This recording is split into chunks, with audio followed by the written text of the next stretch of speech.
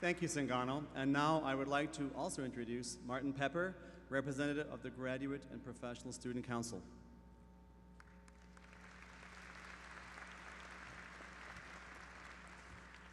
Thank you. The model for our strategic plan is never settle.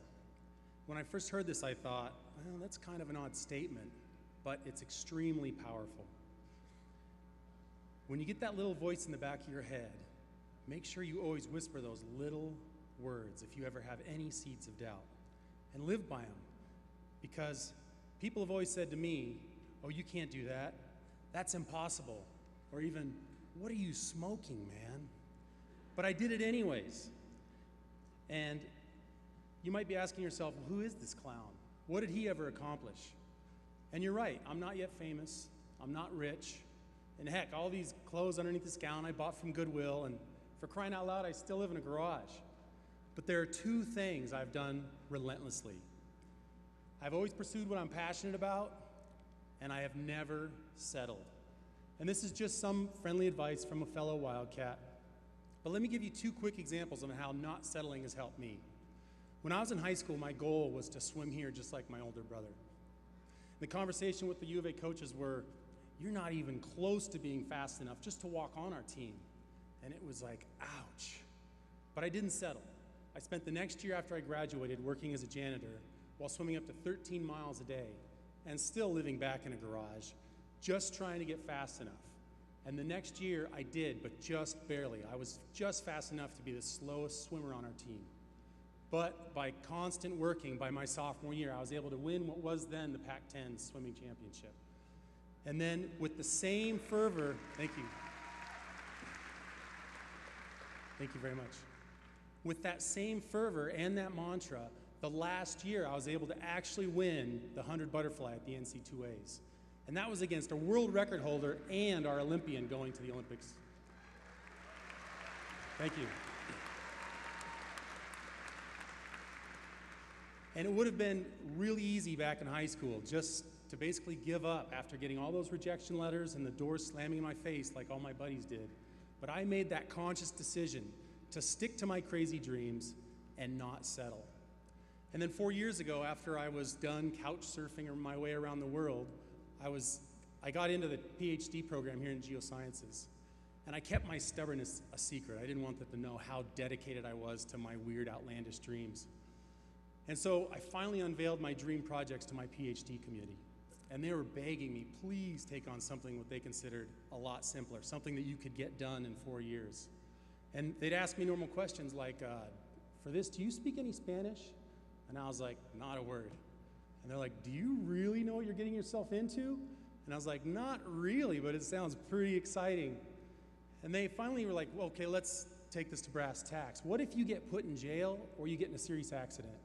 And I said, well, I guess if that happens, I'll just have to take it a step at a time like I have my previous life. So I understood their apprehension. I didn't agree with it, but I understood it. And you might be asking yourself, well, why were they so resistant? Well, that's because my research area was the entire South American continent, and I was going to do it by motorcycle. So they're shaking their heads going, this student's absolutely nuts. So I bought an old motorcycle, I chopped it up, I welded it back together, put it in a box, shipped it to Peru, and I started my own motorcycle diaries while collecting sand in order to do some geological research. And about halfway down, I was motoring to the tip of Patagonia, and our summer is their dead of winter. And as I'm coming back out of the Rio Gallegos, it's 50-mile-an-hour winds, complete sleet, can't see anything. So I finally just hunker down, get in my tent for the night, and I wake up to complete snowpack. And for those of you who haven't been on a motorcycle or been on a motorcycle in the ice, they basically turn into these huge chunks of metal that always want to lay down flat. And so my only goal was to get north to where it was warm. And so I had to do this by dragging both feet, cruising along, and there I am just on the side of the road minding my own business, and then wham, it hits me. The front wheel goes off the side of the road, the bike falls down, my left leg goes under the bike and twists around, the rest of Martin's on top of the bike all bent over. And for those that have been in a crash know that you have about 2 seconds where you realize, wait a minute, I just slammed into something, it must have been the ground, and I'm no longer upright. And in those few seconds, the adrenaline's pumping and you think, I'm gonna hop up and get going. And so I go to do this, and all of a sudden the pops and the tears that I heard in my knee hit me like a wall. So I realized right there, something was serious. And as I laid there down in the ditch, I thought to myself, well, you can either tuck your tail and head home, or you can take this one step at a time and not settle. And so that day the steps were, get untangled from this pile of metal, get the bike standing before I popped my knee into position because all the gas was draining out to get north, finally pop my knee back into position, and then that night make a fire because I was going through both shock and hypothermia.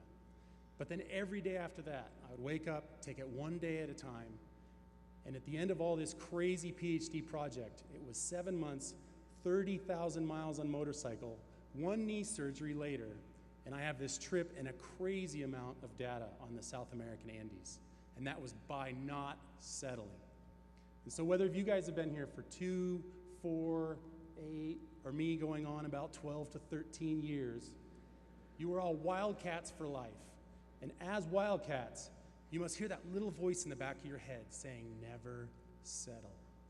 Never settle. I encourage you guys, I challenge you to reach for those goals and not settle. Will people try and knock you down and push you away? Yeah, they'll do it like it's their job. And they'll say things, or they'll think them like, you don't belong here, you're not good enough, you're not talented enough. But that's also what they're telling themselves. But you yourselves should never stop reaching for those goals. Always do what you're passionate and what you're excited about.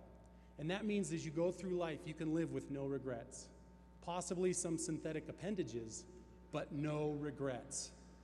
And so for this whole day, I hope if you only remember 2 words, remember, never settle. Thank you very much.